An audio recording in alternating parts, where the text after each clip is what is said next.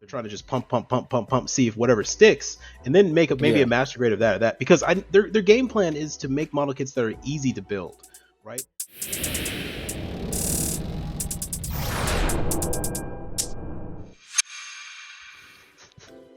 What is going on, people? Here, episode 13 of the Undergated podcast. What's going on, brothers? What's up? What's What's going on? up? We want to shout out to the new listeners on Spotify. What's going on, people? Appreciate everybody who's been listening and tuning in on Spotify. Welcome to the Undergated podcast. It's me, Coop, here with the homies CD and Gunpla Tesseract. Crazy episode last week. Man, we talked about Project 23. If you haven't listened to that one, it's on Spotify as well and on YouTube. So go check that out. Project 23 is live and running. And we have some new stuff to talk about today and get into some throwback stuff we haven't done in a while. So y'all ready for this stream? Hey, let's do it. Let's get it going, y'all. Let's get it going. I hear that. First of all, as we do every week, open up with some greetings. Brothers, how's y'all week been? Austen, how's your week, man? Man, well, mine was pretty good till we got toward the end. Some crazy stuff went down, so things I had to do. Actually, you know what? No, this week has been kind of crazy. You know what's crazy is that it's been so crazy that every time something new crazy happened, it deleted the craziness of the previous thing. So as I know, right? So holiday seasons just ended. My mom, she came down to visit me for Christmas and everything like that. That was great. And we were trying to send her back, and the whole airline cavalcade happened. It affected her too, so her flight ended up getting canceled. Stayed with me for next day. Went back to the airport. That flight got delayed. She ended up having to stay in her connection flight for 36 hours, waiting for another flight.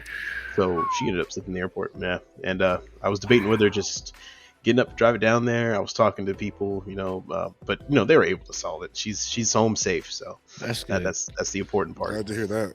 Yep. And I was able to knock out a couple things at work. Do here and there. So it's been a wild week. It's been a wild week. What about you, CD?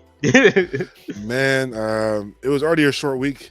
I was telling you guys last week I was dealing with the cold, and I got asthma, so that progressed into my lungs. So I ended up with a lung infection. So that short week turned into an even shorter week of work because your boy was out sick. Finally, I feel like I'm getting towards the end of this, so I'm feeling a lot better. But it was a tough week trying to rally the team around while I'm like dying at work. So I'm glad I finished it out. But yeah, not fun at all. Other than that, though, it's never fun at all, man. I just can't. And like Chloe's usually in school, and that's why she's sick, and then gets me sick. But she's been out of school, so I don't know where I caught it from. But it wasn't fun. What about you, Coop? You know what? Me, regular week, man. Short week. Used to having 3 days off. Have 2 days off. I guess like normal people. Other than that, work's been work, kids been kids, family's been family. Can't really complain. Just a normal run-of-the-mill week. So anybody get a chance to sit down for a little bit at Hobbytown. Went to my boy's surprise birthday. That was pretty dope to do. I think that's it. Y'all ready? Y'all, I think we ready to talk about this. The meat and potatoes of this show. I think where everybody comes around. I think everyone loves this part. Everyone says they love this part. Exactly. And that part is people, the building and breaking down the backlog. For the new listeners, building and breaking down the backlog is real simple. What new kits did we add into our backlog? Did we buy any new kits, order any new kits? And what kits did we take out of our backlog to kind of get ready to work on? CD, brother, did you add anything to your backlog? Man, I did get a few things. I'll start with the smaller things first. I went to a Konokiya bookstore. For people that don't know, it's like a kind of like an import bookstore where it houses a lot of Japanese manga. Huge bookstore. Yeah. So I feel like we probably have the smaller one, but the places I've been to are like huge. So they have Japanese manga straight from Japan, all in Japanese. They also have the English versions of it as well, graphic novels, comics, just like a whole bunch of cool stuff. So I did grab 2 magazines. These are called EX Mags. These are actually dope because they're individual stories written in illustrated by manga authors. So each one has like about 10 of them, 10 to 12, and there's 10 separate stories all written in different art styles. And each book has a different genre. So this first one is paranormal romance. Sadly, it did get canceled in 2020. The magazine came to an end, but their last volume, they went all out, which is the Mecha volume. It comes with a hardcover, posters. It's actually 200 pages, which is a lot bigger than the other ones. And the crazy thing about this, it's crowdfunded, so they only made 1,600 of these, 1,600 of them. Oh, okay. I was able to get one, and they don't restock. So does your store have more? That looks pretty dope. Oh God. Yeah, it looks like a Tokobon. The thickness of it. It looks like a Tokobon. So it comes with a cover. So if you take the cover off, so people on Spotify, the front cover is just a different style of mech. It's fantastic. Same on the back. So each one, there's 4 of them. I have 1, 2, and 4. 3 I can find. I wanted to get all of them again just to have them sealed. But like I said, they don't restock because they're all crowdfunded and they only make enough for people that buy them. And since they canceled it in 2020, 2022, they won't make it anymore. So they restocked the first 1 and 2, but 3 or 4 won't ever get a restock. So I was actually happy as hell to find these. And it's something different. That is dope. These are those. There was so much manga I wanted to buy too, but that's awesome. Chill out. And then I got some kits in, guys. Hey, first kits of the year. Yeah, definitely first kits of the year. I'm back. I dropped a little reel. I wanted to give a shout out to Vulcan Hobbies, man. We got some big things coming with them. Tune into that. We'll probably absolutely maybe in a couple weeks. But they reached out, and I seen some stuff on their site. We kind of talked it out, and the very first thing I got was this Volks kit. If you're not familiar with Volks, they're not statues, but they're like limited posable kits. But they're super, super dope design. You do have to paint the whole thing, but really interesting. This is the Prominent Siren. It's 1/144 scale. Comes in this bright orange colorway. I don't know. Kind of reminds me of like an Eva with some armor on it. Just how slender it is. But it's pretty dope. I got some plans for this. Maybe some metallic paints. Go crazy. It looks beautiful. It looks like Code Geass. That's what it reminds me of as well. Yeah. Just looking at it. That top heavy like frame with the slim waist and thin legs. The Albion, Lancelot kind of. I don't know if there's like a manga or like this might just be a standalone series. I got to do some more research on it, but I've been looking interested in it. Go ahead. Yeah. I mean, it's definitely got that 5-star stories aesthetic going with it. Yeah, no, it is 5-star stories. Yeah, so I know. Yeah, it shoot, man. Those type of designs when they're top heavy but nightly designed is beautiful. And some guys be killing them on Instagram too, so I'll be like, let me dip my toes in this. And then I don't know how many episodes I said like I've been eyeing this girl kit, and they had it at Vulcan Hobby, so I had to get it. Dun dun. Chaos Pretty Little Red. This is the Chaos and Pretty line. I think this is a Megumi device based after the Little Red Riding Hood. So you can kind of see here that her cloak turns into claws, and her basket houses the head of the wolf. So I haven't cracked the seal on it yet, but this is probably one of the first builds I'll be working on after I finish the Shinlong for Project 23. So super excited for this. Austen, you've convinced me and Coop. We are officially girl kids in. So shout out to you on that, man. Glad I could help. and that was my haul, man. Nothing too crazy, but I'm definitely excited for the stuff I got. What about you guys? I know some of y'all picked up something. Oh, I got something else in, and UPS decided to just drop it off to my post office, and they'll deliver it to me, which is sick. Because I have to drive past my house to drop it off to the post office. So there's supposed to be something else I was going to show you guys today, but then I'll have to wait till next week. So tune in for that. Okay. I'll take that. Yeah, I'm excited. Austen, brother, what you get in? All right, so I'm grabbing it right now. Uh-oh. Give me 1 second. That sounds heavy. Oh no, it's not heavy. It's just it's not heavy. Your back out over there. Yeah, I had to go reach down to grab it. All right. So, as you guys know, I've been trying to get more photos, getting ready to take more photos this year, a lot more than I did for the beginning. And one of the things I see a lot of people have are these very crisp, clean backdrops that people take photos with. And I was always wondering how they did it. I thought it was like cloth or wraps or just maybe painted wall that's super clean on the desk. If you look at some of the pictures I have that are all black on black, that's actually just my black desk with this black felt covering that that's speaker wire. I mean, it's speaker covering, and you put it on the wall and it absorbs all light. So I found out what it was, and I went out and I decided to get one for the first time, and I got a light box. Oh, snap. To put a figure in and to take a picture. And it came in just yesterday, so I was happy enough that I got it right on time to show you guys. And it has a little light diffuser inside, so it has a sheet there for light diffusing, so you can turn on the light and have it run there. And bright too. I know it's super bright, but you know, if it's too bright, you can always just turn it down. Right? So, and one of the other cool things about it is that it has these little hole openings. So if you want to take a shot where all the reflection is bounced back onto it, you can open a hole to take a shot from the front, and you can take a shot from the top if you want to take a shot as well. Oh, and pretty dope.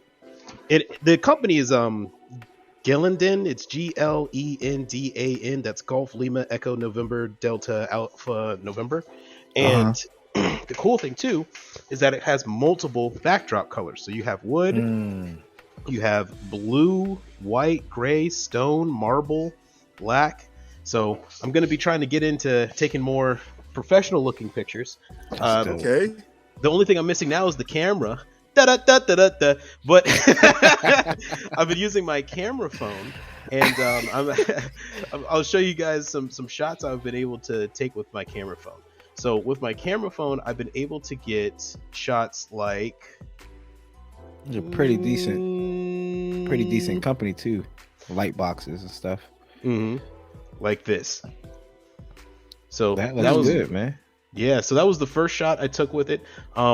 Very lightly edited. The only thing that you do is if you close that shield, a lot more light drops back. And I decided to use this particularly because it's hard to see, because this is very, very dark green kit. For those who aren't being able to watch the video, it's a full armor RX-78 that's been painted dark olive green. And me taking a picture of this on a black backdrop, all that detail usually would be lost because I need extra light to funnel into it. And then I would need to change it up the exposure, up the brightness, and then up the vibrance on my camera editing software. But with this light box, it makes it incredibly easy. And I can show you also what we look like when we did one picture with the top down. And it does make a difference. I was shocked at how much having a reflection surface embedded into it makes a difference. So you can tell immediately how dark it was before. Yeah. And yeah, so that's the major pickup I got for today. I am very excited. I'm going to probably be playing with it all day while I'm doing clothes. So doing my laundry, just be looking over. But yeah, that's what's up, man. I had a light box. I didn't really mess with it a whole lot. It was a little different because mine's did the top down view, but it doesn't come with that soft light. What it did was come with 2 spotlights that you put into it, and it shines from 3 different ways. I just wound up breaking that down and using the spotlights for just regular toy photography photos. But that's what's up, man. For me, pickup wise, I haven't picked up much of anything recently. I did go into Hobbytown the other day and found the SD silhouette, regular SD Banshee Norn from Gundam Unicorn. It was, I guess they said water damaged the box, so I was able to get for 50% off. So $10 kit normally for $5, $5.33 after tax or something. I do have the BB SD kit of the Banshee Norn, so I'm probably going to take that one and turn that to the full awaken color and keep this the normal colorway. Okay, but it's nice. That's a nice $5 pickup. Yeah, just quick $5 pickup. You know, like I told y'all before, I do like the SDs. It helps a lot when it comes to practicing masking, quick little builds, paints, and not a whole lot of. I could be wrong. I don't want to say not a whole lot of people, but when I go to these competitions in these contests, you don't see a whole lot of SDs. I think CD told me that one time they had an SD category at his Hobbytown build off. And did anybody put anything in for that? Just one. Just one person. So Mhm. if you Easy want victory. to, yeah, a quick easy victory. That's a quick pat on the back. Let your stuff get in a year. Kind of letting people know that you do dabble in SD, and it builds your confidence up the next go around. So only thing I want to get in the SD line is the Neo Xeon, which I heard is a decent size SD. And that's the BB Neo That's Xeon. Mm. That's tough. $24 too. It's not bad. Yeah, that's not bad. And I heard because the homie CN at Hobbytown sold his to Marvin, and Marvin was telling me that I think you almost fit a 30-minute sister in there. That's how big it is. Wow. Yeah. Because that's what he It plans comes with a on doing. Sinanju too, doesn't it? Yeah, it comes with the Sinanju. So I think I have outside of the Banshee, the regular Banshee with the vibrating claw, I have all SD. And the regular unicorn. I have the full armor BB, the Sinanju, the Banshee Norn, and both. So I might not have all because I wanted the Delta Plus. Did you get the Delta Plus SD, Austin? I did not. No. That comes with base jabber and everything. So Yep. that one's pretty dope. But I think that's it. I think that's all I picked up. Can't remember. That's a nice little lightweight haul, huh? Yeah, like look, nothing serious, man. We're working on ourselves, right? That whole Project 23 lifestyle, saving money, pick and choosing what to buy, things like that. I mean, that's a smart investment, Austin. That light box, and that's futures down the line and working and progressing yourself. So, and you know what's crazy? I chose it over that Sword Impulse. You saw me looking at it as I was leaving. I was looking right at it again. I was like, I really want to get it, but you know what? There's no point if I can't take any good pictures of it when it's done. There you go. So. There you go. Gotta commit. That's what's up, fellas. That's a great segue, though. Austin kind of dipped his toe into the pool early, but in the what's cooking, for people that's listening on Spotify again, what's cooking is just what do we have cooking? What's what work in progress on kits, photos, figures, etc. So for me, work in progress kit is the Shadow Hunter. Took this out the backlog. Feels good because like I told y'all before with the girl kits, I'm probably not going to do that much painting, and it just feels good because it's a snap build, different type of snap build, different type of formula when it comes to these instruction manuals, things like that. Man, look at that, man. Look at this pose right here. Everything this girl kit can do articulation wise looks pretty dope. The katana she comes with, all the extra accessories. The pose I'm referring to it's almost like an angelic pose. His arms flared out, look like she's rising up. Another pose of her just looking back with the katanas out, soft goods on it. Can't complain. It's the pose where in anime, the bad guy's effed when she starts rising up in the air just flying. Right. And the Batman's like, I didn't know you could fly. I did not know you could fly. I've clearly made a mistake. the risen overestimated pose, right? You. Yep. That's the one that is risen where he took her to the dryer, washed her, beat her up, and he's walking away and it just turns around and something's going off. The ground is shaking, rocks are at the bottom, pebbles are shaking at eyes the are glowing, shit's happening now. Why do I hear boss music? So far I only gotten the head and a little bit of the neck. I didn't know when building this kit because the first couple of pages is building it without the armor. So this kit does come with two forms of the girl, one with armor and one without. And when you're building, I just I should have known like a Gundam kit when you're building the one with armor or without armor, you're building a body up front first. So you're building everything up together and then you attach the armor on to the second body. So I had to go back and get the body squared away. So I'm working on that. This is a Project 23 kit, but it's a Project 23 kit when it comes to photography. So I don't have to really take my time on the building process. I can just kind of make sure everything's clean. What I'm going to take my time on is taking some pretty dope shots. I have some indoor ideas, I have some outdoor ideas, but that's what I have cooking right now. Outside of my Project 23, which I announced last week, is the Master Grade XE Ignition. That has been chopped up. Those pieces have been cleaned. I'm about to start the process of painting that kit. So these two kits, the Shadow Hunter from ATK Girl, is that how you pronounce it? Attack Girl? I believe it's that. It's I always just call it Shadow Hunter, and people know exactly what I'm talking about. The Shadow Hunter. I am going to acquire the second one. I'm calling her sister. I'm assuming it is her sister, the sister one, but it will be in red with the Raiden hat. It looks dope. It is on USA Gundam right now in stock. So for the people that do want to get it or don't know what I'm talking about, just type in Shadow Hunter on USA Gundam or Google, and you'll be able to find it. I know right now it's in stock on USA Gundam. CD, brother, what you been working on? Man, my Project 23 build, I haven't dropped a picture of it, but I have mentioned it's going to be that Shinlong. So that's clipped out. I've been, like I said, I've been kind of sick, so I haven't made too much more progress on it. But this week I do plan to probably build it up, take some quick photos so I can give you guys a nice before and after. It has been a little scribed, so I'll probably go back and put some more scribing marks on it. But the thing I was super excited to get in the mail and show you guys yesterday, we'll have to wait until next week, is going to be a part of my E-Freet line. It's not the one I originally said was going to be the third kit, so you guys will have to wait and see. Like I said, I feel like there's 5 or 6 different E-Freets. Could be. So you'll have to figure out which one I'm talking about. So, what about you, Austen?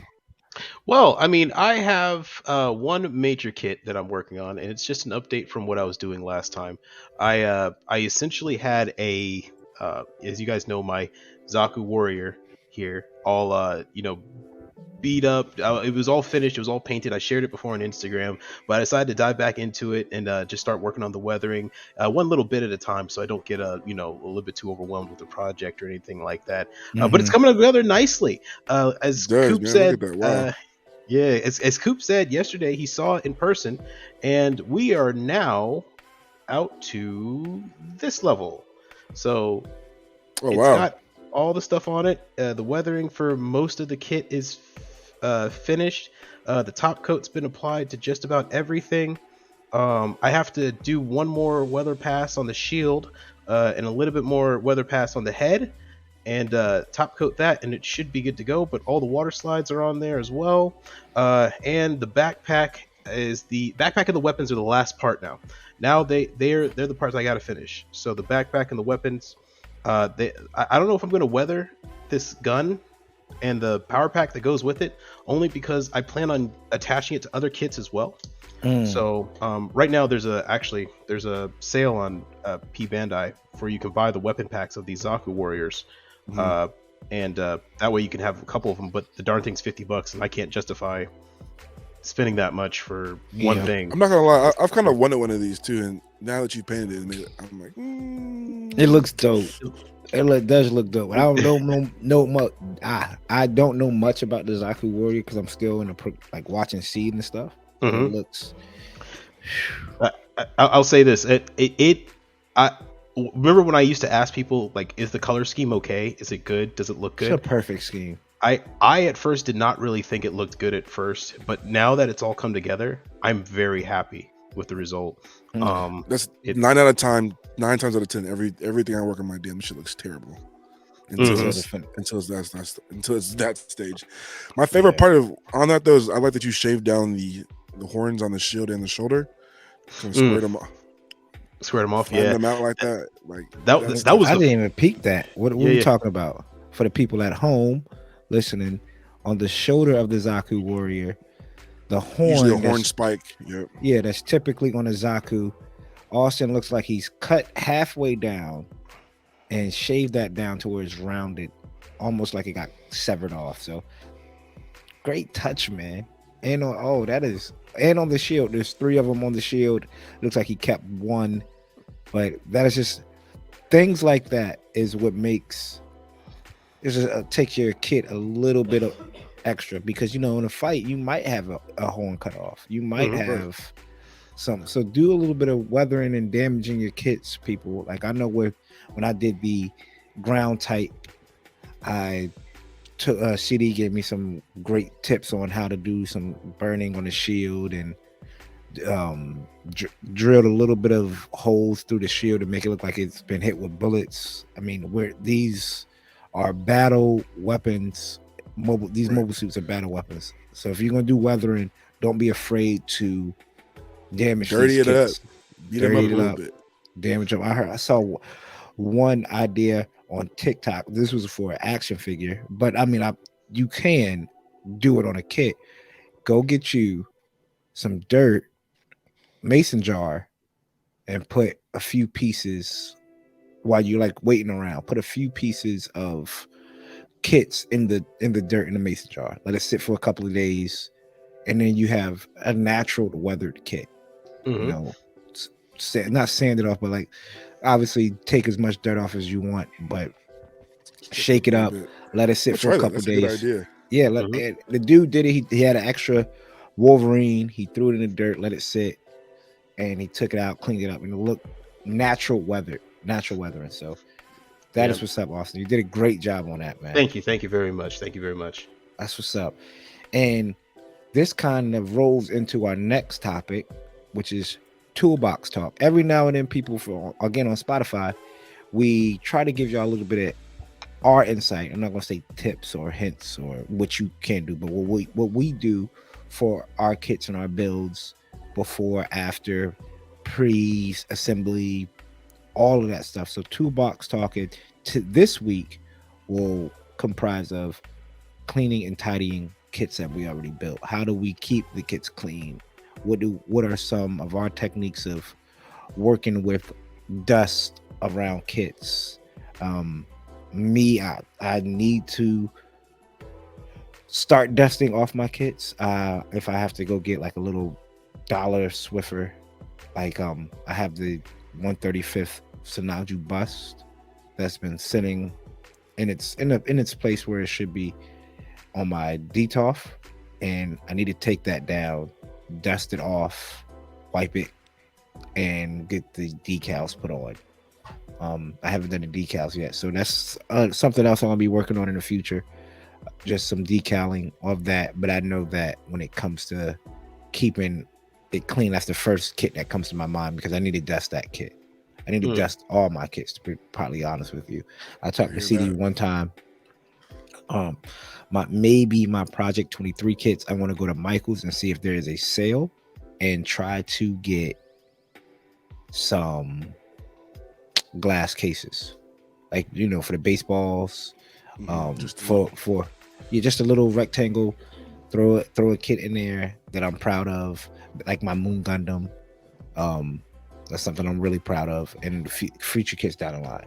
I used to work at Michael's, and we used to sell those glass cases that you put footballs in that you would get signed and whatnot. It's a perfect size. I mean, honestly, exactly. It would fit that, and probably you can even put it in a blast, like an effect part, or like an effect or a diorama. Have it look some way, and having the funnels going off in a certain direction. You have enough room because it's a rectangle to make it fit. It'll look good.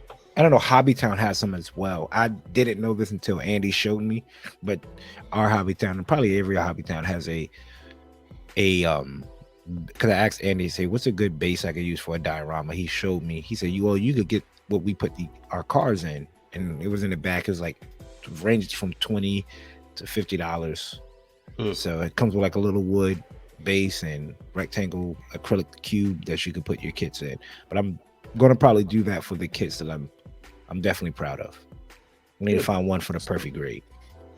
Oh geez. Perfect grade Banshee at that. So they're out there. I thought I seen someone on IG, Pharaoh 404. He had like a nice super tall acrylic for his perfect grade. I seen them. 178. Yeah, I seen So them. they're definitely out there. CD, what's your when it cleaning and tidying your kits that you built? Man, with you, I'm like on the same thing. I definitely need to go back and dust. I do have that little micro brush, gun primer brush. I'm just to clean that off. I know you have it, Coop, with the glaze from gun primer. I haven't used mine yet, but that's also another good way to. It's like a spray in the. Was it like a cloth, carbon fiber cloth that you wipe off? That's another good way. And then just keeping your kits. I have like a little small cabinet. I keep some of my kits and the ones like I really like.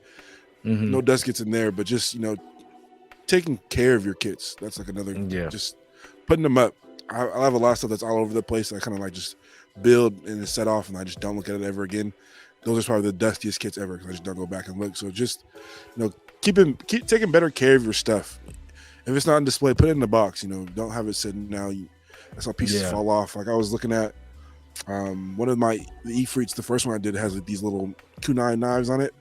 And it's just been sitting there dusty, and the knives have been falling off everywhere. I was like vacuuming, and I stopped and seen something shiny. I was like, don't tell me that's a piece of my goddamn Gundam, man. Look, I got it before I vacuumed up. But like, who knows? I'm missing like 2 other parts of them, so they're probably in the vacuum cleaner. So just taking the time to clean up, put stuff up. Don't have it sitting out if you're really not proud of it. Because we build so many kits, like we don't need to have everything we have on display. So just the stuff that you do have on display. I feel like if we have like 3 kits, 4 kits, it'd be better to tidy versus 10, 12, 15 kits out there. So that's a good idea. That's what I do anyway. Yeah, that's actually a good point, not to display everything. Yeah. Austen, what you do, man? Well, one thing I do is I don't follow CD's advice, even though that's really good advice. I kind of end up displaying everything I own. I feel you. So, but I don't have DTOFs. I actually don't like my kits behind glass. I don't like anything that I own to be behind glass. For me, it's more of an accessibility type of thing. One of the things that got me into modeling was walking through a library, and this one man who worked on the Air Force Base had been making models for 30 years, and every model he ever made of a plane, helicopter, diorama was on top of the bookshelves, and they weren't behind glass. So you can get up close, look around, look underneath them, and I would spend hours in the library not reading, just looking at, like my mom brought me there too, but right, I would be looking at model kits. So I've kind of held that and transferred it over to, I don't really like having my stuff behind glass if I can, if I can afford not to. So I don't have DTOFs, which means I am a dust nightmare magnet. I am living in the ultimate nightmare of dust. Like if M. Night Shyamalan saw my place, he would be like, oh yeah, we can make a movie right here. Don't even got to do anything, any setup. We got this, right? So it's a constant war for me. I have to pick a day out of the week. Usually it's a weekend. Usually it's Sundays because I have completely off on Sundays. If I'm either with you guys or doing something else, usually I have a good amount of time to set it aside to myself. And I will use compressed air, microfiber cloth. If the dust has sat there, now here's the trick. If the dust has recently been there, you can use compressed air. Don't get directly onto it because it's a chemical reaction. You want to be a little bit of a distance away and just have the air blowing off of it, and it'll be fine with 1 or 2 passes. If it stays there for too long, dust has an electrostatic connection to the plastic, and it won't come off with air that easily. Use a microfiber cloth. I usually don't use those duster Swiffer things you can buy in the store. I actually find out, I actually believe that those actually kind of leave behind their own little feathers or felt, because you're not using it on furniture, which is a smooth surface. You're using on model kits that usually have jagged edges sometimes. So they'll cut themselves. But yeah, no, microfiber cloth. And also, if you use bookshelves or any type of furniture, keep the furniture dust as low as possible. Use some type of dusting furniture spray or anything like that. Because they really help out as well. Exactly. If you can prevent the problem from getting too big, you'll never have to deal with it. Now that comes with the responsibility of setting time aside, maybe an hour a day to clean it, instead of having to take 2 days to take everything off the shelf, clean everything in one time, and then move it back over. But yeah, that's my number one get to: microfiber cloth, the compressed spray. I believe there is a kit, a tool you can buy that's actually built for cleaning off bottles. It was made for cleaning off not the girl figures, the figurines that a lot of people buy. But I can't remember the name off the top of my head. I'll probably post it later, and probably have you guys find it. Yeah, and I believe you can find it really easily. It's not too difficult. But yep, but that's my game plan. That's how I do it. That's what's up, man. And just change your outlook. Not you, but people that's listening. Change your outlook on it. Like Austen said, just take an hour a day. Use it as a therapeutic session. Turn some music on. Get some candles going. Get it and tidy up, man. Yeah, tidy up and keep everything clean. And then take that. Then tell yourself, when I'm finished, I'm gonna take a crisp photo. Everything's gonna look so clean, so neat, and it's gonna look like that Brish tea CD's been drinking on. Can't it's gonna look fresh and brisk. But that's what's up, fellas. I mean, that's great advice for the people that's listening, people that's watching, because that's 100% of probably everybody who builds. That's their fight, is keeping the dust away and keeping everything neat and tidy and where to put things. And it's a good idea of displaying certain kits. I was thinking about doing a display theme every month. Maybe do Gundam Wing kits this month, and next month do Unicorn kits, and then next month do Origin based kits, and just so I can have a fresh take on my stuff. So appreciate it. And let's take a step away from the Gundams, and we're going to hold that thought. We're going to take a step away from Gundams just for a little bit, just get into some real life stuff, sports, world news, local news, crazy news, things like that. And here in Virginia, I live in Newport News, and this probably hit world news, at least national news. Last week, there was a school shooting, which is crazy, because within itself, school shootings are happening so much and so prevalent nowadays, where it's becoming kind of coming numb. Yeah, coming numb to it. But what it sat right at home. Fortunately, none of the girls go to the school, but which tells you how close it could be. It was right down the street, maybe 2-3 miles up the road, if that. And what makes this story wild is it was done by a 6-year-old. It was a 6-year-old involved shooting to a teacher. And what makes me kind of what turns my stomach right two-three folds is I have kids that are roughly around that same age. Ari's 6 and Elizabeth is 8. So like it's Chloe's 6 within herself. So that's wild. And I don't want to get on a soapbox about this. And what I just feel like how our parents probably felt, right? Like it was only thing I contribute to is this music.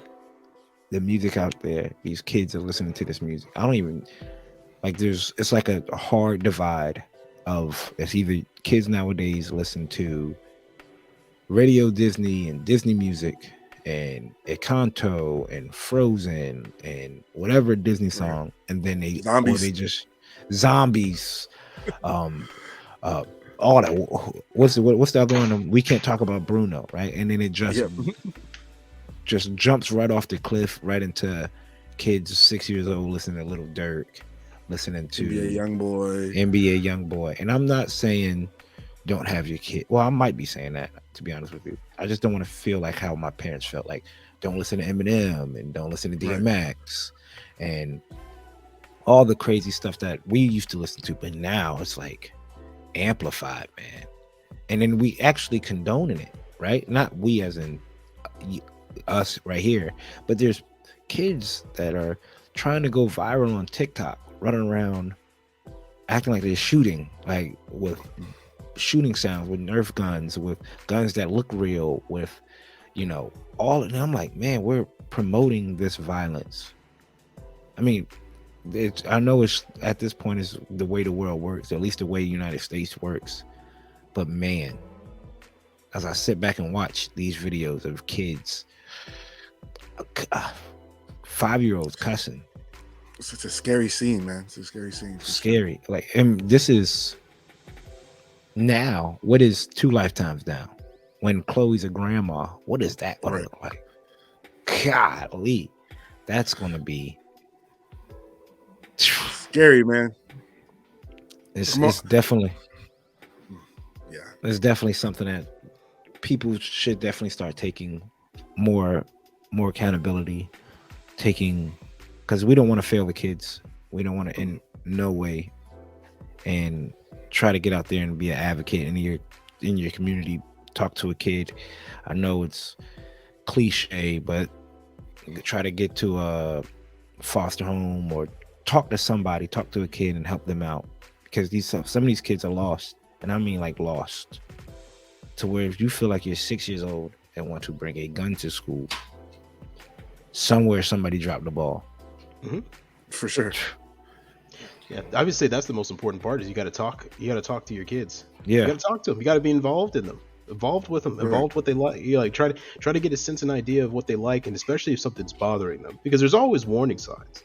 And the thing with kids is that they're kids. They haven't been on this earth for very long. They don't know how to communicate their emotions effectively. That's the difference between a kid and an adult, right? We can enunciate our emotions a lot more clear as an adult because you had more time. Kid only got 6 years. He doesn't know how to communicate how he feels lonely, or how he feels lost, or how he feels not like or he doesn't feel like he's fitting in. He doesn't know how to describe that to somebody. So I mean, right there, it would be, first line of defense is parents. First line of any action for the development is the parents. Parents got to be more involved. Just got to be more involved. You want to listen to all the rap music and everything like that. The parent has to step up and be like, listening to is great, but you have to understand that all that's fantasy. The reality that you're living is a life that I'm kind of living, and I want you to live a little bit more toward this. You can listen to what you want to listen to. That's fine. But you have to make sure there's a separation between what that is, or and I'm just using music as an example. It's literally anything. It could be anything. Yeah. But yeah, there's a separation between the world that's grandered and hoped because it is possible because you're young and everything's possible at this moment. But just as a parent, you gotta be more involved and be like, but this is the world that we live in too. So yeah, that's crazy. I think as parents too, like this generation, I even find myself sometimes like more caught up in social media and like more time on my phone versus like when my parents were raising me, like there was no cell phone, there was no time for me to scroll on TikTok, no scroll on Instagram. So they had to be, present, not just like there physically, but mentally present with you. Versus now, like the parent might be scrolling on TikTok as much as the kid. So there's definitely a disconnect in this generation, just like parenting. I'm not going to tell you how to raise your kid or parent your own kid, but there's definitely like we all need to take a step back and be like, all right, let's put the phone down for a little bit. Let's have those conversations. Let's go do something. Let's spend more time, spend more direct time. Yeah, just do more. Parenting has always been a difficult job all throughout the ages of humanity, but it's just that now these new challenges that's what they are. They're new challenges. Yeah, right. Yep. You're right. And it's a whole new ball game. And hey, the good thing is about the human race so far is that we adapt and we change. So give it time. I do believe that things will get better, but I mean, it's going to be a challenge always. Yeah, absolutely. And those are the times, right, for parents that are parents now that we look back and we enjoy with our parents. Because I know if you don't, I know people's relationship with their parents or whoever who raised them, and think about what you enjoyed growing up and try to pass that along. Because for me as a kid, I really enjoyed sitting down and watching movies with my mom, and that's what makes me go back and watch the movies I watch now. Like that nostalgia feeling. Like Ghostbusters 1 and 2 is always going to have a place somewhere in my heart, because I remember as a kid my mom getting chips and dip, sitting down, we watching it. And like you said, CD, not if there were cell phones back then and the parent, I don't think that would have happened, right? I mean, because just being real. So take that time to spend with your kids. I mean, we try to do the best as we can with life and work and all of that. So that's pretty much it on that. Hold that thought. Typically we usually try to talk about sports and stuff like that, but that was sitting on my heart for a little bit, just how crazy it has been. Like, man, social media is really, it's almost like a silent killer, man. It's got a grip on us, man. And I find myself too like getting stuck into it sometimes, and like you always gotta remember to take a step back. You know, like Well, that's what's up, fellas. And we're just gonna leave it at that note. Leave it in the comments below what y'all feel, how y'all feel about social media. Where do y'all think it's going? Is it good, bad? If y'all indifferent about it, I just want to hear y'all take some good, or leave down below. What do y'all do? Some good parenting tips for people that might not know or think about. I try to get Ari into building kits and stuff like that, and she enjoys it, and I'm just grateful for that. So let us know in the comments below. We're gonna go on to our next topic. We want to give a couple of shout outs, man. I want to shout out a couple of pretty dope builders and creators, and this is where we do it. We call this the Creators Corner, and what this does is allows everybody to just give their flowers out, and like CD said before, and give respect to the people that might not get that much respect in this game, in this Gunpla community. There's some pretty dope guys out there. Who I want to give a shout out to first is the homie Nick Models. I want to bring his Instagram up here. Nick Models is a homegrown Richmond, Virginia guy. He goes to the Richmond Hobby Town all the time. I mean, his work is dope, man. I mean, he did one of this Advanced Zeta kit, which looks amazing. How do you pronounce the name of this, Austen? This is the Woundwort. That's going to be the Woundwort. TR6 Woundwort. The TR6 Woundwort. It looks amazing. I like the shading. Austen did a crazy job. I've seen this in person of this Phoenix high grade. This thing took first place last year at ODO for 144. Simple diorama, crazy colorway. Obviously the gold and the blue, but it's a flat gold. I think he said it's satin.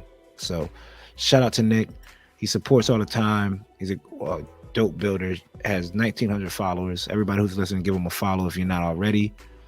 Some amazing work, man. His man Rhodey in person is crazy. That man Rhodey was great.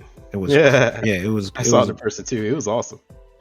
The Death Cipher is crazy. The Mark II Titans, man. Shout out to Nick, man. Shout out to Nick. And you're just going through some of his stuff right here. I know typically every April, this is Austen, if you don't know, he typically runs an Advance of April, like Advance of Zeta month, where he shots out, it gives a little love to the Advance of Zeta side of things. So I did not know that. Yes, sir. So I'll let them know if you want to tap in on that. I want to try to tap in, get some Advance of Zeta kits going. That looks dope. He's working on. Dope. Other than that, that's who I want to give a shout out to. Shout out to Nick. Who y'all got? CD? Yep. I'm gonna shout out this dude. He's a follower of the pod. He's always talking about Project 23 and his stories and stuff. He's a dope builder. His name is Gribletpla. His name is Gilbert. But these last couple of builds he's been putting out, he's been putting in his time and putting in his work. So I definitely want to give him some love because he's always shouting us out on the pod and doing his thing. So his last couple of builds, he's been going stupid. So the Haro, he did the Haro. That ground type he did was crazy. Oh, look at the Pastel Wing Zero. Right, the Pastel Wing Zero. He recently did a Dynamis, custom Dynamis, and he had someone do a pinup girl on the wings. So yeah. Oh, that is. Look at the. Oh wow. On the front of it, is there another on the picture? front and on the back of it? Yeah. Damn. The front one. Yo, that is dope. I think that's that one. Go back to that one, Coop, and then slide to the pictures. There's another pinup girl on the wing. There it is. Oh, there you go. Oh. So he had someone paint that, but just the idea and the theme behind this, like this was crazy. He did some scribing on it, and I've been following him for a while just to see like where he's come from to this. Like, this is what we all want to be striving to, is bettering ourselves with each build. And I can definitely see him bettering himself with each build. So I wanted to give a shout out to this guy here. He's doing this thing, and man, I appreciate you following, listening to the pod, and giving us love. So more power to you. And that top one, Project 23, he knocked something out too already as well. So he's handling his business. Wow. Damn, this is some good work, man. This looks This right here is mind blowing. The Fenichi that's Gundam theirs. and that. Mhm. Oh my goodness. Mhm. Oh my goodness, Beautiful. man. That's what's up, man. Shout out to he does show love and we appreciate it, man. Everybody who show love, we appreciate it. But this is some amazing work. And again, it's criminal. Some of these people only have 1,000 followers, man. Come on, that is criminal. Austen, brother, what is up, man? Who you got? Who you showing love to today? So I got a Mari.Plamo. This guy is pretty darn epic. I came across his G3, which you have here, and I was absolutely blown away. Oh my goodness. Yo, Gracious. I was like, jeez. And you know, it had me talking like in 1950s. I was like, geez Louise. But golly day. Hey, good golly. But yeah, it was he's Look at the Sotheby. Can you go to the SD Sotheby? yeah, real quick? SB Sotheby. Yep, the Joker. Yes. Oh my god. Is Yeah, it man, up? Is it up? Oh my god. Bro, I've been looking at I've just been going through his. Now he doesn't have a lot of posts. His are pretty small, but I mean for what he does have, it's just high quality all around. Yeah. There's something wrong with my browser, of course, so seeing all the pictures is a little bit difficult. But I mean, you could just tell from here, right here, his work's pretty on point, man. And he's got the big banner here for his G3 announcement. But I mean, just the detail he's added on to the weapons, the fine detail, the small little attributes here and there. The weathering is on point. Everything about this has just looked fantastic, in my opinion. He even painted a backdrop for it. And I don't, I was just floored. I was like, good gosh. And then the process he has here, look at how clean all that. I was describing. Look at that line work. Look at all that. Does he have his page set up like a magazine? It looks like it. Yeah. When you click on a picture, I don't know if that is you or your that's browser. me. That's my browser. My browser. I don't know, man, because they're two different posts. Yeah. No, my browser's broken. When I click one, it brings up the entire sheet that he has posted. Oh. So if it's just one picture, you won't see the other one over here on this side. But it looks cool. Yeah, I thought he said it set up like a magazine. Like when you click on one, and somehow it just shows you. That is what's up, man. What's his name? I'm definitely gonna give him a follow right. So now. his name is Mari. That's Mari.Plamo. Mike. Yeah, Gotcha. Mari.Plamo. Yeah. Mari.Plamo. Yep, and there's a dot and there's a period in between the I and the P. Follow. So he's got an extra one on for me. All right, there we go. I tell you, if you refresh it, if you refresh, that 515 goes right to 516. 515 right to 516. Go ahead, refresh it. Refresh it. There it is, 516 right there. You gotta follow my ass. Because that looks dope. Wow. Yeah, and I have no idea why he has so few followers right now. I mean, his stuff looks just impeccable in my opinion. But yeah, no, this is my guy. This dude, it looks dope. Hey, look, my browser's fixed now. But yeah, so but yeah, the weathering on it too. Sheesh. Yeah, man. I mean, like straight out of the movie. Right? Man, oh man. And look at that. Look at that. That's the type of weathering I want to get to, by the way. That's my end goal. So definitely taking some inspiration from this guy. He's knocking it out the park. I love his logo. His logo and also his photo work is just top notch. I might be doing something a little bit like that too. Don't hate me, Mari.Plamo. Your logo is dope. Yeah, I mean, I'm definitely gonna try and do something like that too, man. See, devil, it's the highest form of flattery. Yeah. Yes, sir. And that looks amazing, man. Wow, these guys out here really need. Ooh, give them their flowers, man. Yeah, and for people who we're gonna tag them in the comments below, in the description below, give these guys some follows, man. Because Nick, I'm gonna say in the Mecca Warehouse, but Nick Models in Richmond is crazy. He's gonna be probably going to the ODO, and then what y'all showed was mine. That wow, for these guys to only have again criminal. Yeah. So shout out to everybody that's been putting in the work behind the scenes. We see y'all, we hear y'all. Keep it up. And we'll get. This is going to be a reoccurring segment, so we'll get to the people. No, I don't want people to think we're just gonna. Oh, what about me? We'll get to the people that really been putting in that work. Look, but these are the people other this week that really caught our eyes. So shout out to them. Shout out to everybody who does the work behind the scenes that don't get the credit. So next up, Austen, your trivia question, brother. Every week we try to give a trivia question, and this week, Austen, your trivia question is what? So I ran into a bit of a wormhole, a rabbit hole when I was online, and I kept looking up more and more information. And a certain fact that keeps popping up, a certain fact that keeps popping up over and over again about the pre-production about Wing Gundam. So I thought I'd pass this trivia question off to you guys. So, who in the cast of Gundam Wing was originally supposed to be the main character? So we all know Hiro Yui, our favorite "I'm going to kill you," Relina leader, was originally not actually planned to be the main character, as per source from production staff that were talking about the pre-production of Gundam Wing. It's another character, and I'll give you a small hint, small one. It's one of the 5 boys. So, well, I guess 4 of the 5 boys now, because it's not Hero. So it's one of them. So who was supposed to be the original main I know character? who, as a Wing stan. I know the answer. I know you know. Well, we'll keep this one on tap for until next week. Until next week. Yeah, leave in the comments below. Yeah. Honor system people. Yep. No, go ahead. I don't care if you Google it. Who am I? But it is dope.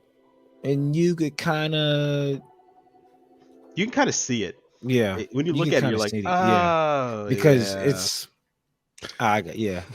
Mm-hmm. Yeah. Like, yeah, hold yourself. Yeah, even when you look at it, like, oh, that makes sense then too, and that part makes sense. Then, hold yourself, CD. Come on, bruh. CD probably knows too. Yeah, but you can. It's honestly like it's almost more obvious. Like if you really sit down and like look at the show. So for people, just go back and watch Gundam Wing. Give Gundam Wing his flowers. I don't feel like it doesn't get enough flowers nowadays. So give Gundam Wing his flowers. Wing, yep. Like it's not its number one in the West. That's not the the series that brought probably everybody into Gundam. Gundam Wing just doesn't get enough credit, right? Right. It's not like it's I'm tired of people talking about 0083. I want people to talk about Gundam Wing. Really? I hear people talk about 00 all the time a lot more now. Everyone's like 00 was what got me in, and I was like, okay. I mean, that's something I do want to talk about. We can talk about it later, or we want to run it quick. What's up? I'm watching C. Why does C get so much love? The designs. Suit designs. But I'm talking about you would think they'll give you a Hero Yui bus model before they give you, oh boy, that model kit. That's, okay. So fun fact. Mobile Suit Gundam Seed was the most profitable Mobile Suit Gundam series in animation to date. It has made more money than any other Mobile Suit Gundam TV show ever. On the reverse of that, it sold almost 0 kits. The reason why is that they succeeded in what they were trying to do, which was bring in a new audience, and they did. They brought in the female audience, because Mobile Suit Gundam Seed is treated more as a melodrama, or even a K-drama or J-drama. Right. There's a lot of crying, a lot of emotional stakes. There's friends that like each other. There's that like each other. But love triangles, love squares. Love triangles, love squares. All the boys look like girls. So it's literally a K-drama. So you brought in a bunch of people who are into K-dramas. The problem is those people who are into K-dramas don't necessarily build model kits. And they don't care about the mobile suit part. They care about the pilot part. So that's why you end up with a lot more figures, a lot more character art, pin arts. I mean, there's one pin art where you have Kira Yamato, big giant face right in front of the poster, and behind him is the Freedom, and it's like that small. And you're like, can we flip it? The show's like called Gundam. It's not called Kira. It's not called Kira. Because I was scrolling and I'm like, man, for like statues and figures and robot. Like Hella I'm like, man, Kiriyamatos. it's a whole lot of seed stuff, and I'm like, where in the world, like you is seed in people's top three? But we'll dabble into that in down the line. Made Will the most we? it made the most money, man. It made the most money, so Bandai can Mm, afford to make a bunch of stuff. that's that. But Oh, and the soundtrack is absolutely fantastic. But continue. I'm sorry. that's what's up, people. Austen also does, outside of his trivia question, we have Austin's real grade. He breaks down a certain mobile suit, and we're going to break down the Barzam today. Isn't that right, Austin? Yeah, the Barzam. So, the Barzam is actually, I should say, in the AOZ universe, which is the AOZ reboot, which was the magazine universe, which was yada yada yada yada yada yada, is one of my favorite redesigns of a kit I've ever seen in my life. The original Barzam, in my opinion, is pretty darn ugly. And it's, how can I say this? The original Barzam is the most 80s looking kit I've ever seen in my life. And the model kit, the high grade that came out for it, is actually, it doesn't feel like an 80s model kit. It's pretty darn good. Uh, it's not the best thing in the world. I have built it and I have thrown it away. I didn't even care for it. I didn't even care for it when I was done. But in terms of build, it's fine. It feels a bit unique because of the strange looking proportions. It's a fine. You know, it's a complete average build. It's 3 out of 5 stars. It's a 3.5 out of 5. It's a 5 out of 10. Build it if you want. I mean, if it really, the reason why you get it is because of its unique kind of look, and compared to all the other suit, well, the thing in Zeta is all the other suits look wacky and wild and crazy. You kind of had a flavor of everything. Suit looks crazy. Yeah, every Zeta suit was kind outside of like the Mark twos, which look probably the most normal out of your standard issued Gundam look, is the Mark twos. Yeah, and even then, I mean, the Mark II was pushing it with a lot more angles and everything like that involved. So, it's a complete fine kit. Now, on to the piece of resistance, the AOZ reboot Barzam. Now, I usually wouldn't like the fact that it's P Bandai, but I kind of understand why. They look absolutely fantastic, and the build is really fun and great. I bought them twice. I have both the blue one and the red one for the AOZ reboot variant, and let me tell you about this. So, the high grade is actually a joy to build. The way in which they designed the chest and the piping system that come onto it is actually really cool. When putting it together, it feels like you're putting something that was completely scratch, clean sheet model kit. You don't feel like there's anything that's reused, anything that was, they just decided to take from an older kit and throw it onto there. And it's really fun. I think I haven't had this much fun with a high grade build in a while. Painting it, I decaled mine up as well, so I got all the decals from G Rework, shout out for them, on mine, and it really does just pop it out. Throw some flat coat on it. You don't even need to paint this bad boy. Just be careful with the nut marks, because of course this is the darker plastic. With the red one, you end up with kind of a, I don't know what, like, it is like a clear, semi-clear effect. I think the red one would benefit from actually painting it red. And if you can prime it, it would probably get rid of a little bit more of that plastical look. That plastic look, sorry, not plastical. I don't know what that means. But yeah, it was probably one of the better redesign. Actually, maybe one of the best redesigns I've ever seen of a kit, as well as its build. Honestly, this has been one of my favorite high grades that I ever purchased from Premium Bandai. It was definitely worth the price. $26 plus the tax, so you're paying $36. Was not that tall, was not that high of a cost. You get a really awesome rifle that comes along with it that actually connects to the shoulder. It has a joint here that's actually the ammo belt that's connected to the shoulder itself. And I have a picture right here I'm bringing up on screen that it has the complete diagram look of it. And if you can look closely, what you're seeing right here is essentially, they nailed it. I can't find anything really to tout them with. The only problem probably you would have to paint is the red in the vents and on the engines. But besides that, you don't even have to. It looks good out of it. I'm sorry, I'm gushing about this. I'm in uncontrolled gush mode. No, it's an absolutely fantastic build. The AOZ reboot, in my opinion, gets an absolute A plus. Get them if you can. I'll go ahead and recommend it. It's a very unique build. It's very fun when it comes together. There is some painting involved, but really you don't need it. And there's accessories like the Vulcan head, the Vulcan mounted head. The Vulcan cannons here mounted on the head are optional. With the red one, you get the skirts underneath that actually fold out to become assist hover jets that you can roll around, because it's supposed to be a Mars unit. So that comes with it. You can fold that back and everything like that. And yeah, no, I was floored. I love him to death. It was a great pickup, great buy, great build all around. A plus. Now there's one more Barzam to talk about. It is the refined Barzam. The refined Barzam, unfortunately, I believe they only sold it as a conversion kit by a third party that you would add on to the RG Mark II. I heard that there's some issues with that.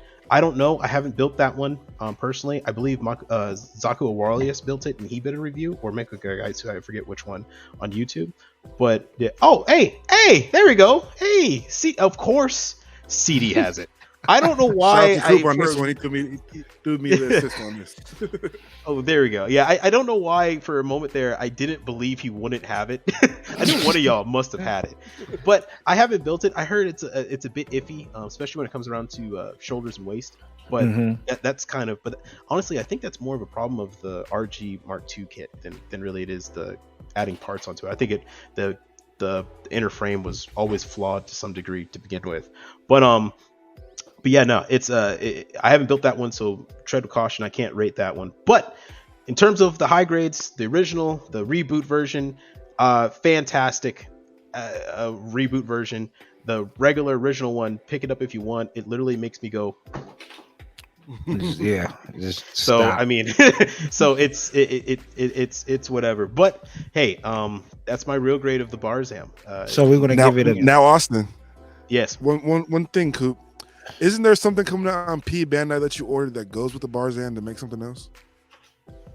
Oh yeah. So the Barzam, you can they have the joints that go with the TR6 Woundwort. So you can make the TR6 Woundwort combined with the Barzam type of monstrosity.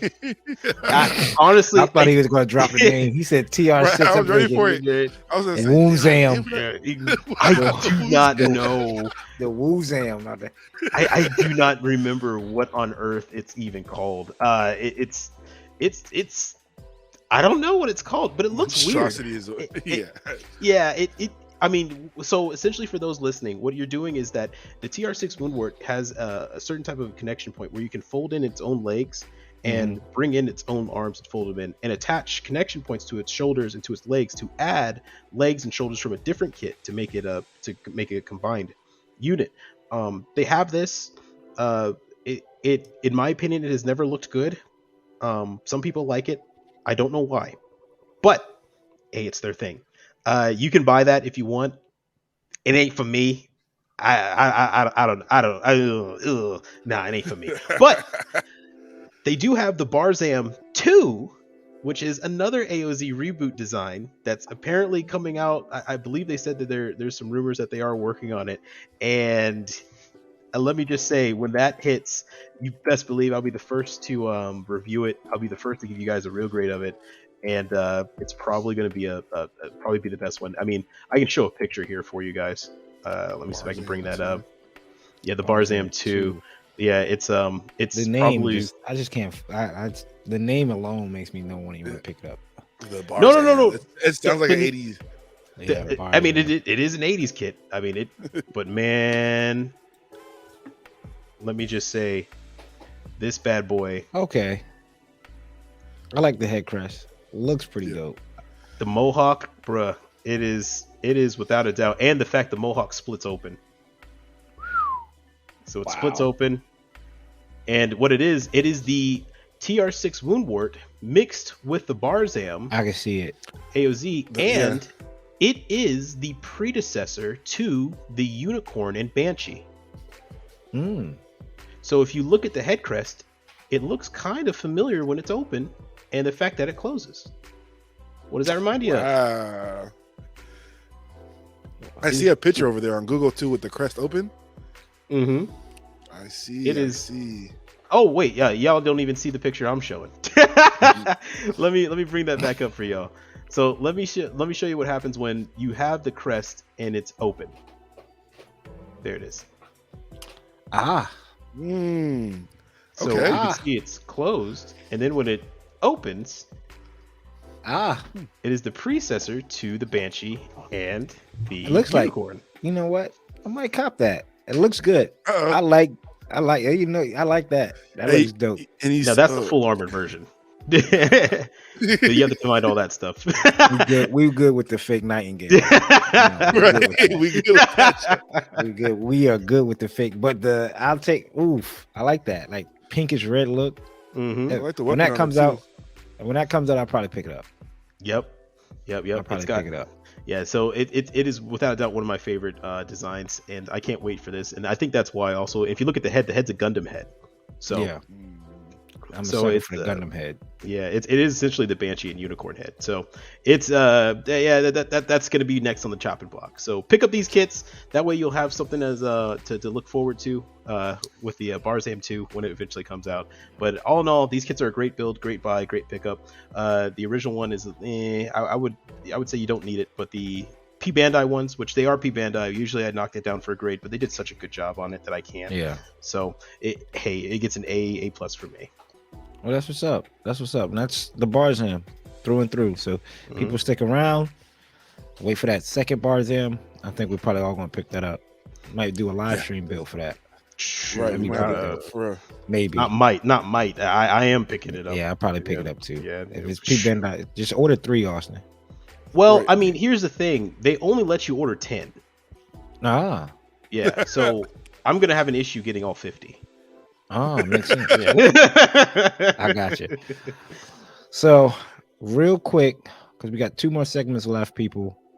What's new that's coming?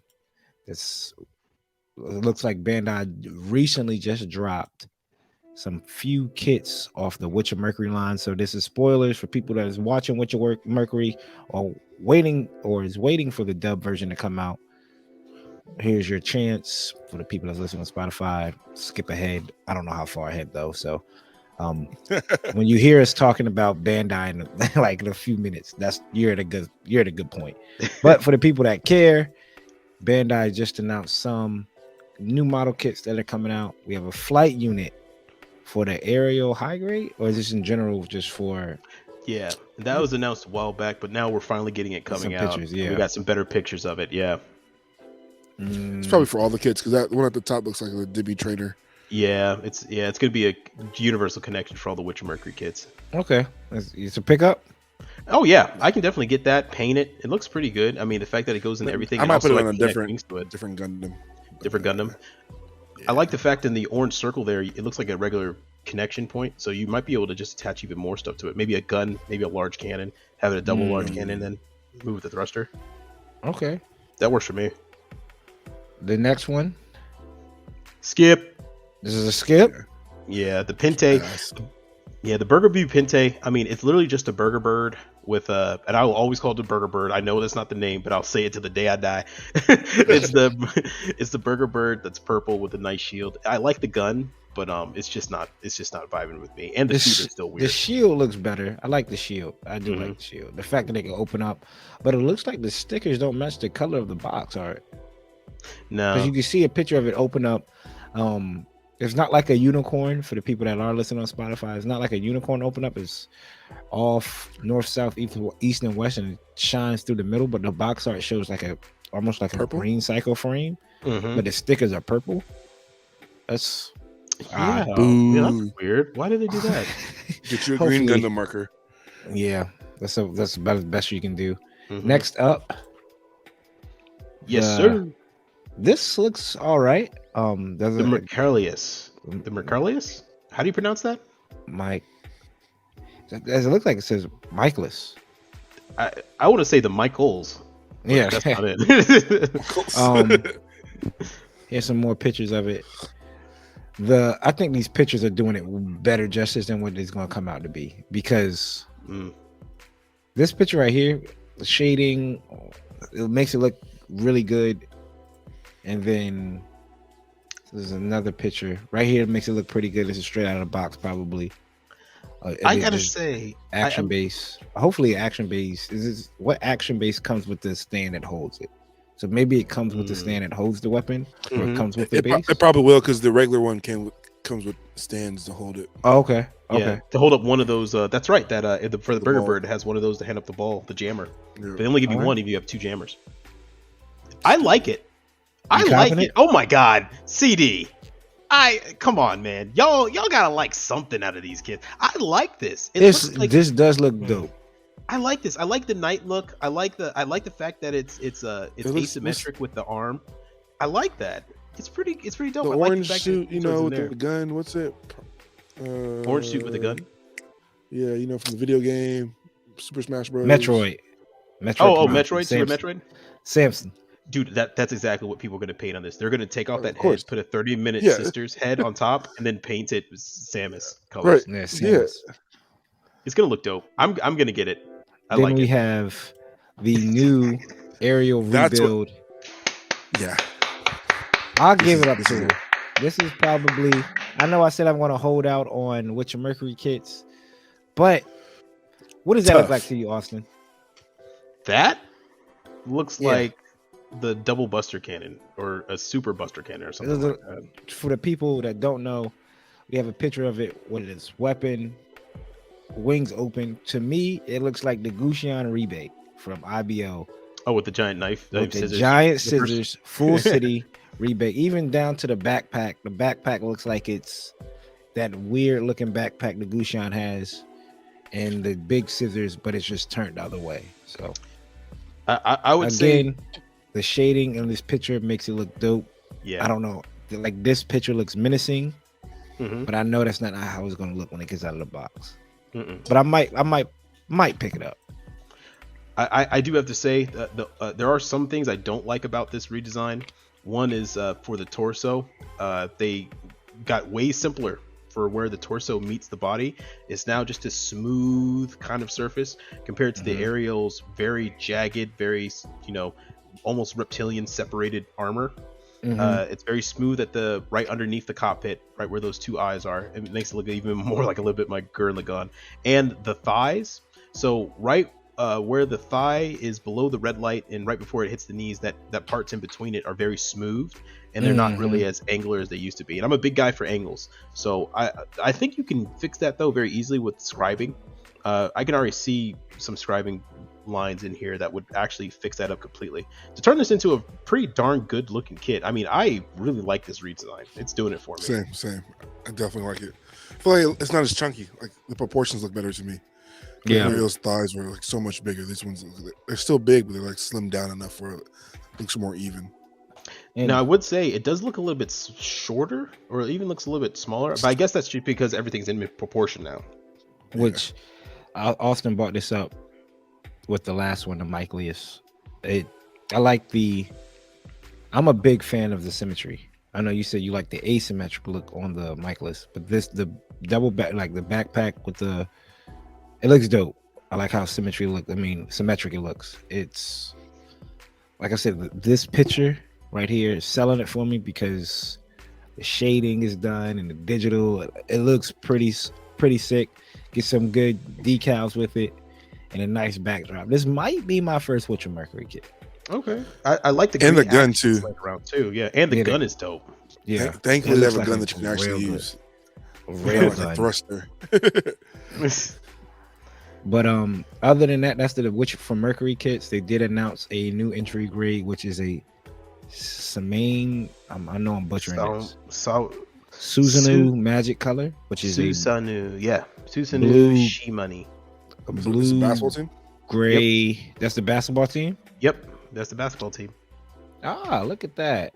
Almost like the Orlando Magic colors, people. This is a gray, predominantly blue, black vents. Everything that's yellow looks like this is the RX entry grade. Everything that's yellow on the RX is black.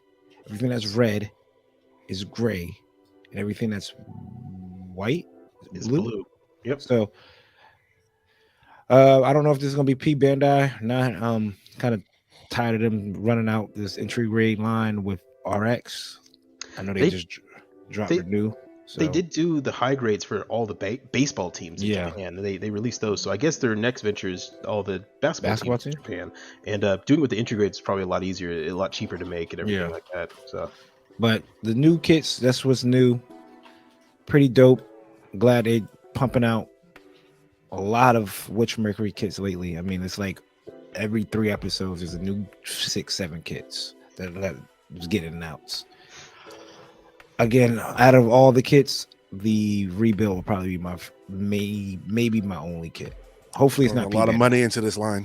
They're throwing a lot of money A into lot it. of money. They I better don't have shoot. I don't know about y'all, man. I'm getting the Demi Trainer. I'm getting that rebuild of the Demi Trainer. I'm getting the Mercolius.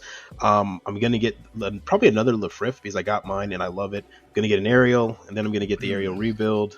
I might be the only supporter of this series right now, Yeah. man. I mean, I feel like that could be it. I got 3. Yeah, I got 3. Yeah, but you don't like any of them except the Lefrith. You can give me the other ones you don't want. Except you painted one. You painted the bird, which looks good. Yeah. So. but look at that. Like He said I got 3. What a supporter. I did it on a About Wednesday. 50,000 I was kits. eating a sandwich while I did it. I'll get the Farak when it comes out because I like it. Yeah, the Frack is dope. No, I'm good rebuild. with Frack. The rebuild probably be the only one. RE100? No. Probably I might get the RE1. Unless the RE100 comes with something that's just a collector in me. You know, clear That's the pieces, collector in you. stand or some shit like that. I'll probably pick it up. Maybe First a run clear special parts. box art. Yeah, something Yeah. like that. Special But- box art. Let's go into a quick little talk. Is Bandai losing steam? And when we say losing steam, are they reaching? Or are we living in the golden era of model kits? And the reason why we think, well, not saying we think, I don't think we're going to get everybody's opinion. These third-party kits are on the bumper of Bandai. They're knocking at the door saying, "Hey, y'all not going to do it, we will." And hey, head this way. Right. I don't know what third-party kits. If some people, which I had discussion before at Hobbytown, we'll probably pick it up right here. But let's go around. What do you think, Austen? Bandai losing steam? They reaching, or are we in a golden era for Bandai? So, it's kind of hard to say because the amount of kits Bandai is putting out is kind of hard to judge all their new wave kits. They definitely have some bangers, right? They have some really great engineering, and their how can I say, their quality has never been better. I have yet to ever open a kit, especially that's been released in the past 3-4 years, that has had, had any broken pieces, have never fit together, right? On point. All the small things they need to hit are all there.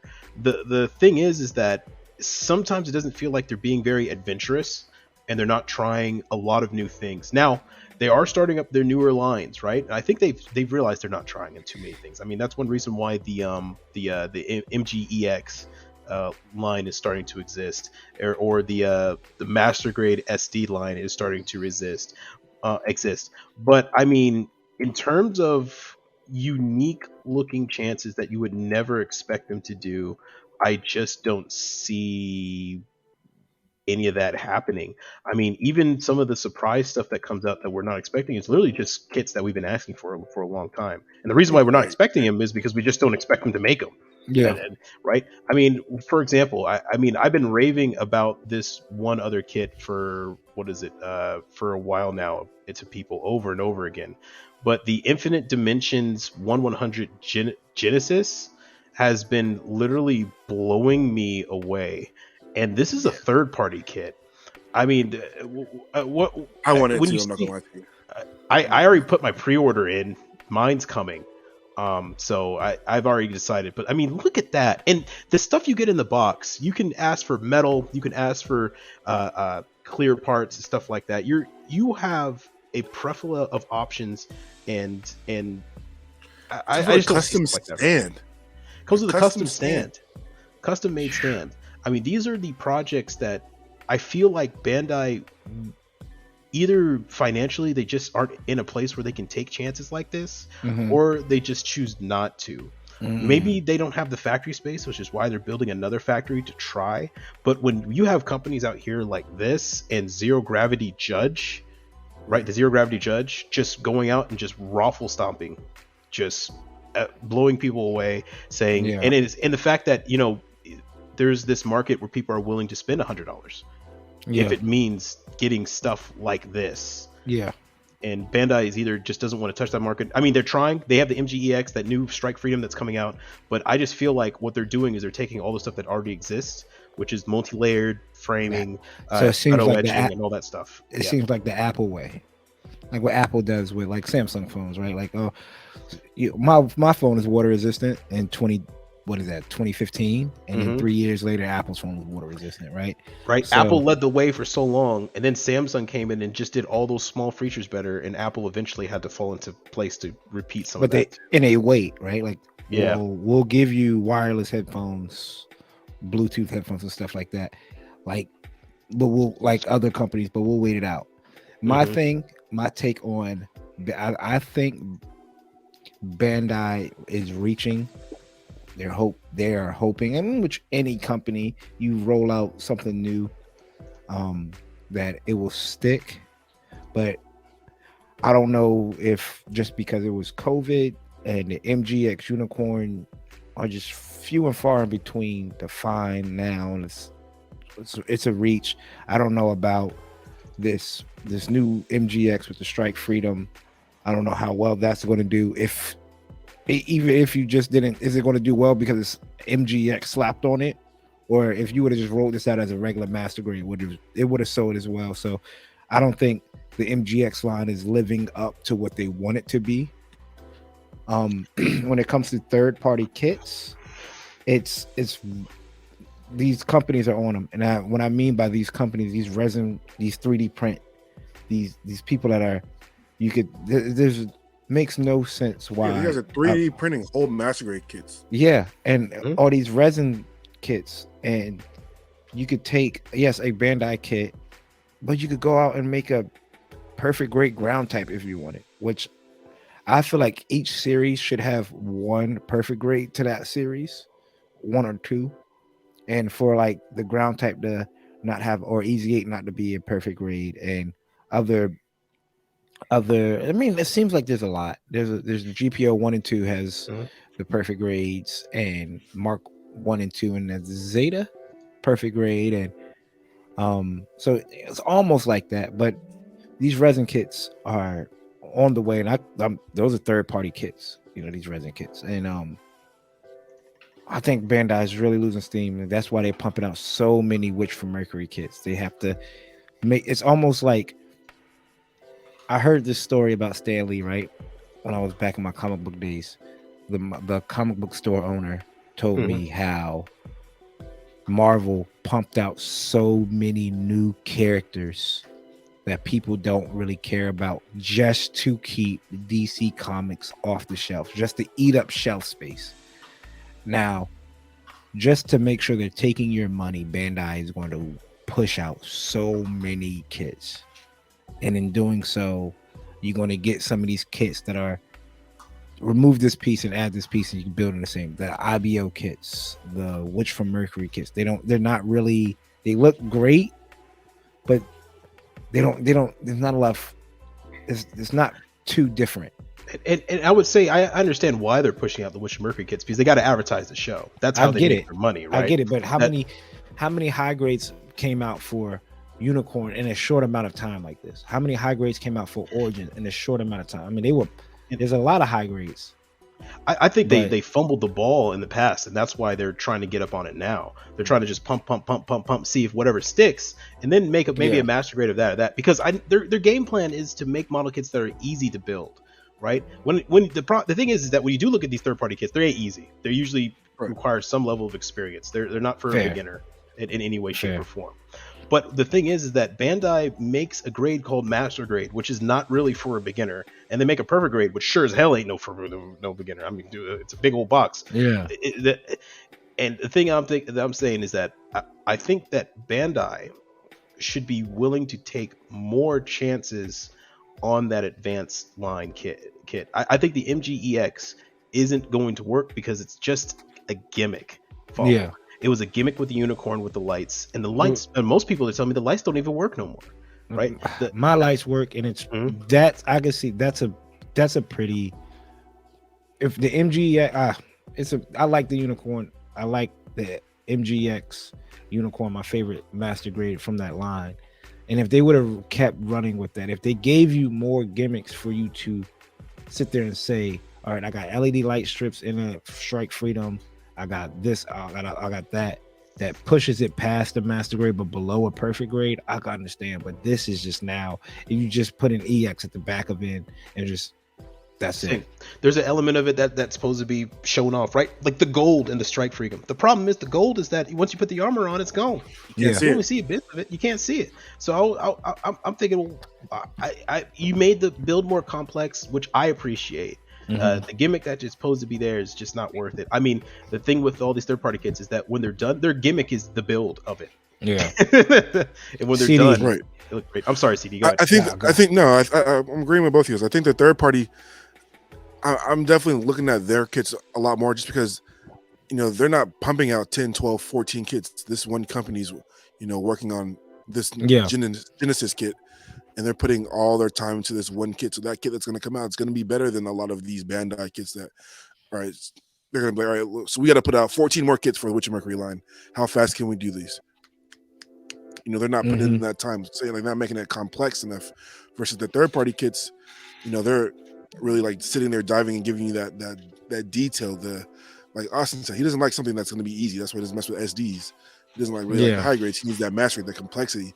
And I feel like the third party is giving us that, but Bandai is still going to be the mainstay because they're pumping out the technology that the third party kits end up using anyway. Yeah, that's true. That's true too. Yeah, and CD made a good point. It's about those Witch Mercury kits. They're all essentially the same mold. They just have different armor built on top. Just different armor. Yeah, and the IBO the same thing. You can pump them. Now I start thinking, is Bandai making Witch from Mercury smaller? The Gundam itself on the show smaller to save money on the kits. When was the last time we had? They could do that. Yeah, they did that before. I mean, the unicorn is always going to be a big kit, so maybe. But I mean, last few series, the high grades or the mobile suits itself haven't been big, so they haven't been causing. Does Witch of Mercury have the most high grades of any line? I feel like it probably it's getting close. It's getting close. Unicorn is up there. Close. No. The Seed universe has the most. True. Yeah, Seed. If you include their original and their revived, they gotta be they're top huge. 3. They gotta be getting huge. close. Yeah. Witch from Mercury is pumping out like 9 kits almost a drop, 6 to 9 kits a drop, and it's Seed probably by far, but Witch of Mercury's probably top 5 now. I don't know. Is it because Unicorn is up there? I mean, you could Unicorn's think about it. Definitely up there. You could think Thunderbolts. You could run down probably high grades. Thunderbolt has like 7 Origins. Yeah. Okay, there's a decent amount of Origins, but not 13, as 14. Yeah, if that. Yeah, I mean that's Wing, not including P Bandai. There's probably like 10. Yeah, not Wing, including P Bandai. 00, maybe. Season 1, season 2, the Union Flag. They made a ton of those. 5, and then the but not like Witch from Mercury is pumping out. Build Divers, but that's because there's a that's remolds. That's just a remold of anything that they make. So just straight original, probably top 3 Witch from Mercury, and it's not even done with season 1, which is crazy. So they could jump up, but is it just I want to keep a plethora out? Now let me ask y'all this question, and the people that are listening, comment down below. What are y'all takes? Third party versus bootleg. Explain to me the difference. What makes a third party kit not a bootleg kit? Because the Bond line, people buy the Bond, which is obviously people call the bootleg version of Bandai. Why we don't consider it a third party? It is a third party, but why is it not viewed as a third party? Third party is their own separate kit. Like the Judge isn't a Gundam. It might be based off a Gundam, but it's its own Gundam. The Bond is actually like you go into like to the back door and they got the jump man with 2 hands or something. Oh yeah. Okay. I see that. That's a good take. That's a good. Yeah. The Bond stuff fits the Gundam stuff. Third-party kits are their own individual things. You think? I feel you. Because I have the Bond Phoenix Perfect Grade, and I haven't built it obviously. And people tell me, "Oh, be careful." But I'm trying to figure out what's the difference between somebody says I have a third-party kit versus like a full resin kit, which is completely different, like a full resin perfect grade. What is it? That's a garage kit. It's a garage, but why is that not bootleg? I guess you ask the person. Depends, but I wouldn't say it's a bootleg. Just because when I think about bootleg, I think I would say the Phoenix one is a bootleg. I would say the Phoenix one is a bootleg, and the reason why is because when you build the Phoenix Daban Gundam, you're not getting anything unique out of it than you would get with a Bandai kit. It is essentially the same thing. With those garage kits or resin kits, you're getting what you're paying for is all the extra detail, all the extra stuff, all the things that come with it. With third party, what you're paying for is a unique design with a unique premise, probably that feels familiar, but it's not really the same. Gotcha. Now that shines light on it. I appreciate y'all breaking that down for me, because I know in shoes wise, what's the difference between like a bootleg shoe and stuff like that. Ain't nobody can tell the difference nowadays. It's right. Shoe heads. Right. Shoe heads. Piggy. Nowadays they be smelling it. Yeah. As long as your date doesn't care, you don't care. Yeah.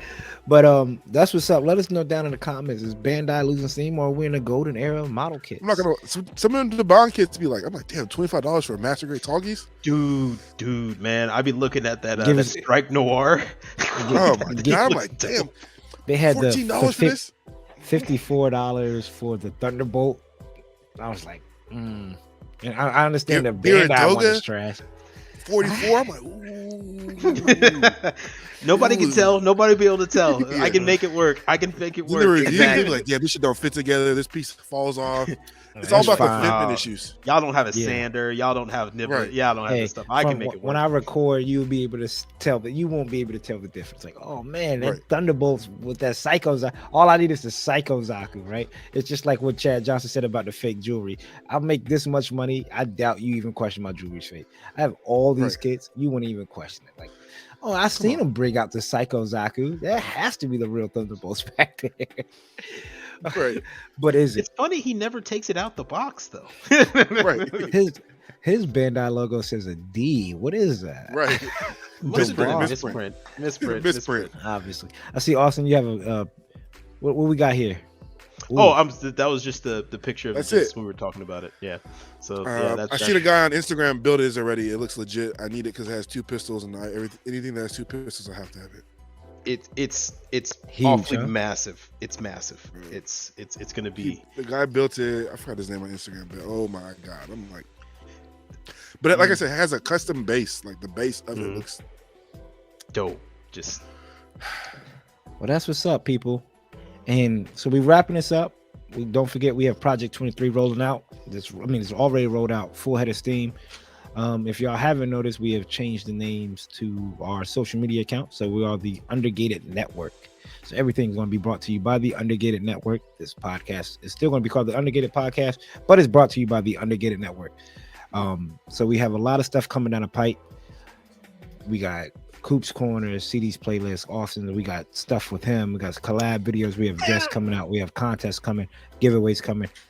A plethora of stuff, so stick around. Follow us on TikTok as well. We're gonna be running special Spotify, TikTok. We're gonna be running special giveaways. We're gonna be running Spotify exclusive kind of like recordings and audio as well. Just everything we're gonna drop.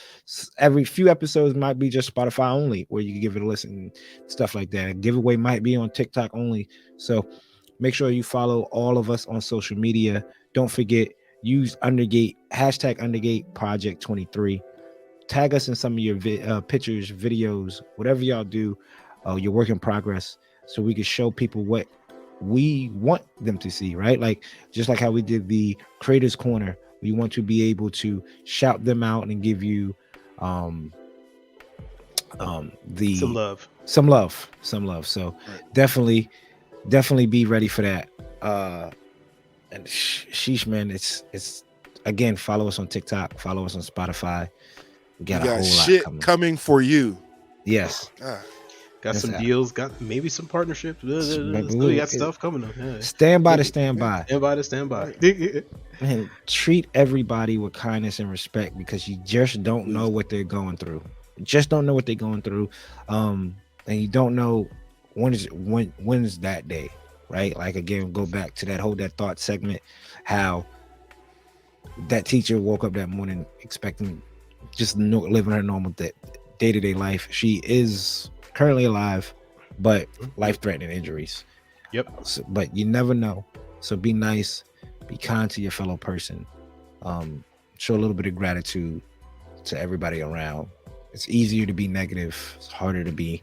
It's easier to be negative. It's hard to work on yourself and just say, you know what, forget it.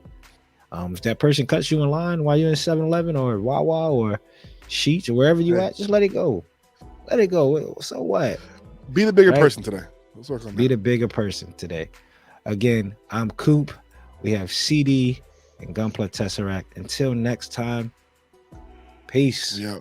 Hey, what do you say on Hobbytown? Undergated is the way of the future? Undergated is the way of the future.